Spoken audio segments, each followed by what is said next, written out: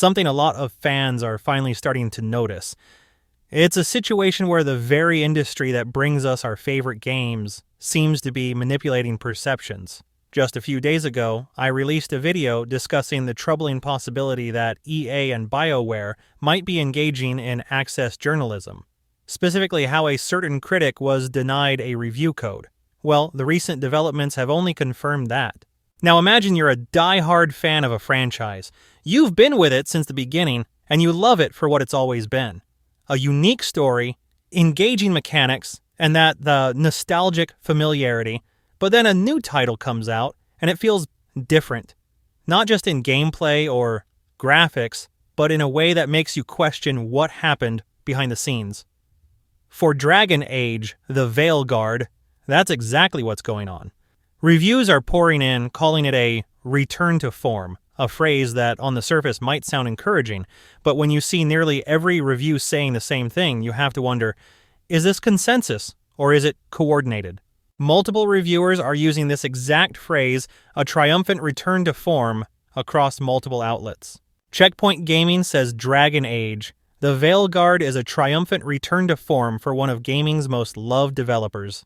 Another one from PlayStation Universe that says Veilguard is a complete package that gives you everything you could ever wish for in an action RPG, and is without a doubt a return to form for BioWare.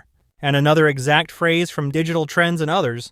The same Checkpoint Gaming's review also mentioned in one of his points that inclusive adventuring, inclusive in very thoughtful and wonderful ways.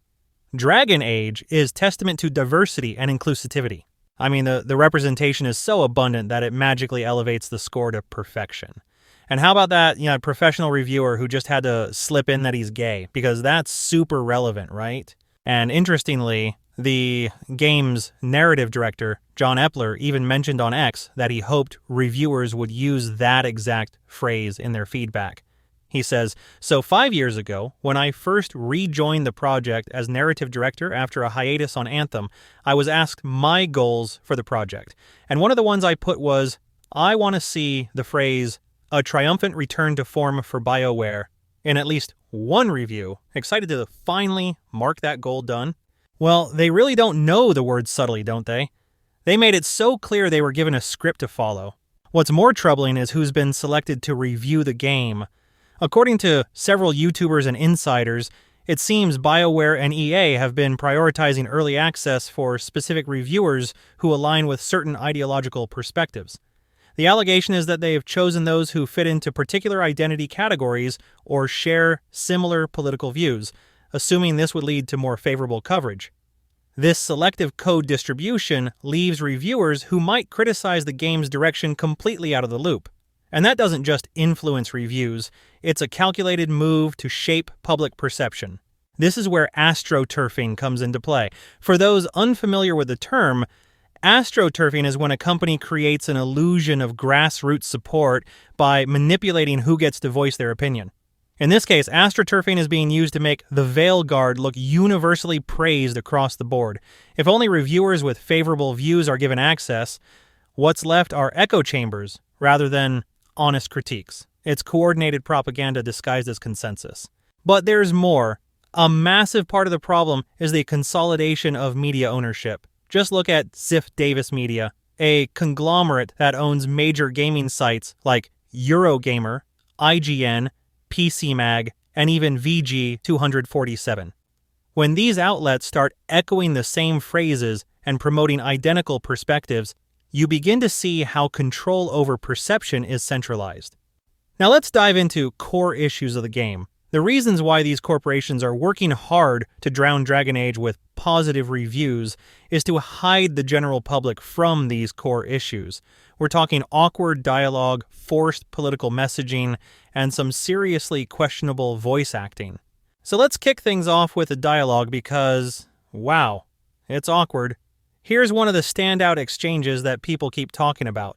Jathan said to eat the fruit before it spoils. I like the cookies better. Everyone likes the cookies better. I'll eat the fruit. Thank you, Evatash. Panahe done. I'll see you soon. Like I follow the Cune. You've got the arm ropes. Sure. I wear a lot of stuff. You don't get to tell me who I am. Doesn't matter anyway. The Anton don't follow the Qun either. Not anymore. People are also criticizing how the game clumsily inserts political messages into the storyline. There's a part where you're apparently encouraging a character by focusing on the benefits of a multicultural background. Now look, I'm all for representation, but when it's this forced and heavy-handed, it just doesn't work. Fans are calling it out, saying it feels more like a lecture than a fantasy adventure. It's clear that BioWare wanted to be progressive, but they're being so blunt about it that it's actually distracting from the story. There's also a moment where a character discusses going by they/them pronouns, which in itself isn't a bad thing. It's 2024 after all, but the way it's inserted feels out of place in a Dragon Age setting. Tosh, non-binary, I just said, and I'm going to use they instead of she from now on. People are saying it feels like modern-day lingo was just pasted onto a fantasy world, and it's breaking immersion. BioWare seems to forgot the whole concept of show, don't tell, and decided to spell everything out for the players instead. I mean, it's a fantasy RPG, not a sociology lecture, right? And this is probably the nastiest dialogue from the game that resurfaced the internet so far. It's another lecture of how not to misgender someone, and you have to sit and witness it the whole long time. Pounding that snake's nose. She's still holding the ruby in her other hand. Maker's panties. I was so proud. Oh, Ah, shit. They're still holding it. Sorry. What are you doing? Pulling a barb. Oh. It's kind of sad, actually, because a lot of older Dragon Age games nailed diversity without ever being preachy. You had complex characters, diverse backgrounds, and storylines that just felt natural. But in the Veilguard, it's like they've forgotten what made Dragon Age work in the first place. This is your medieval Dragon Age game, folks. The original games had this rich, mature dialogue, and now we're getting these stiff exchanges that feel more suited to a cheesy sitcom. And for anyone's wondering why we have these in the first place, I just got approval to say this. I worked on Dragon Age the Veilguard. I've been sat on this secret for nearly 4 years, and I'm so excited to finally be able to tell everyone I'm in the credits. And here's the genius behind all this. My name is Laura Kate Dale, and I am an author, accessibility and queer representation critic and consultant, video game critic, streamer, and all-around content creator. That basically explains all the quirkiness and talented writing behind these dialogues.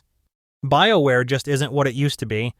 A lot of Dragon Age fans are feeling alienated because it seems like BioWare is more interested in attracting a new, younger fan base than in pleasing its original loyal fans. So where does this all leave us? Well, there's a growing sentiment that the Veilguard is going to be one of those BioWare games that people want to forget. You've got early reviewers like Skill Up already putting out videos titled, "I do not recommend Dragon Age, the Veilguard." BioWare might hope this title will be a new start, but based on what we've seen so far, this game is going to be polarizing, if not outright disliked. It's honestly kind of tragic because Dragon Age has always been one of those rare RPG franchises that balanced story, immersion, and rich character development, but with the Veilguard, BioWare seems to have forgotten all of that. They're catering to a new crowd, trying to be progressive, and yet missing the mark entirely. Anyway, hit that subscribe button if you're into these deep dives. Thanks for watching, and as always, keep gaming smart.